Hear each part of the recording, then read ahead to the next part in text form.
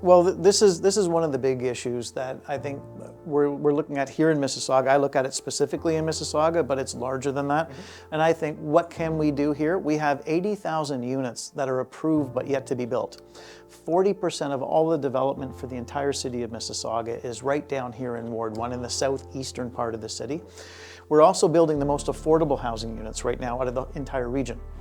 We actually have 2 projects underway, each for 150 units through Peel Living. And it's a dent, but it's certainly not going to cover what we need to. We need about 8,000 people to be housed on a permanent basis that we need to find affordable housing for. And so we're making some moves, but we need to take a different approach. The same approach that we're finding now needs to shift. And so I'm a firm believer that if you keep doing the same thing over and over again, that's the definition of insanity. It's not going to work out for you. And it started off when the federal government downloaded it years ago to the province, and the province downloads it to the municipality.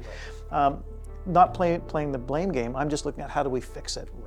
And I'm a firm believer that there's a few options that we can look at. One is working with the federal government to come up with an infrastructure fund for housing, dedicated to affordable housing.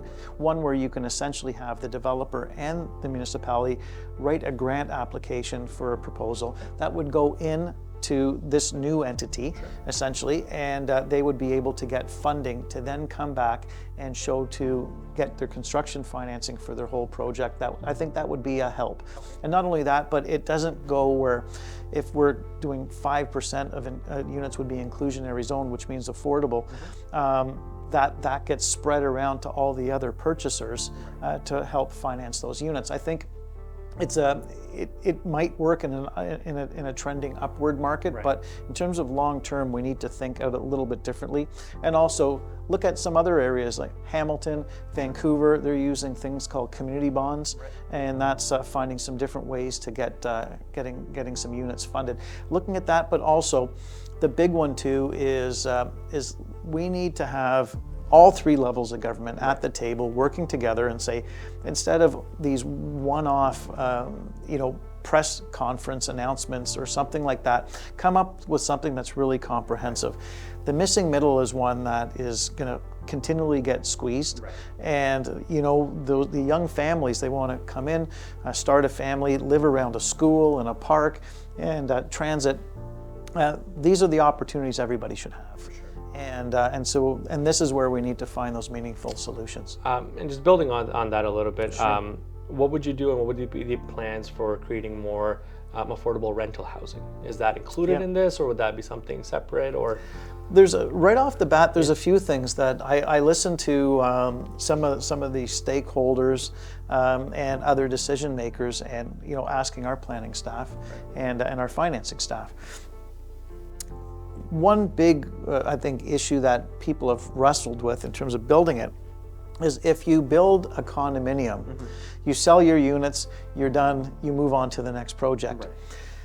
With a rental is you end up paying your same fees as you're paying for the condo, but now you're holding on to it. So your rate of return, the amortization is a lot longer.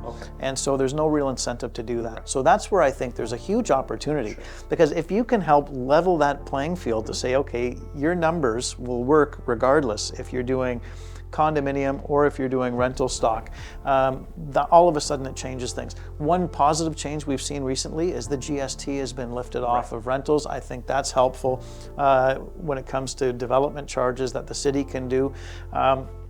That's where you can make some meaningful change. But again, we need everybody at the table to make sure it works, because having it all coming off essentially the back of the property taxpayer, we've got to make sure that that's not the only solution, because that then taxes essentially everybody out of the housing market, especially our seniors.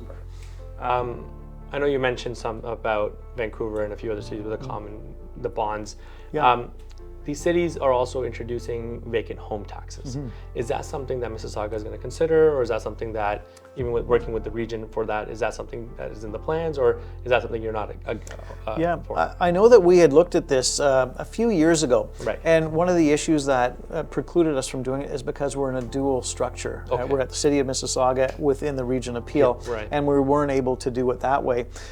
With dissolution, we were looking at that as well once all the pieces fell into place in terms of knowing where our future was going.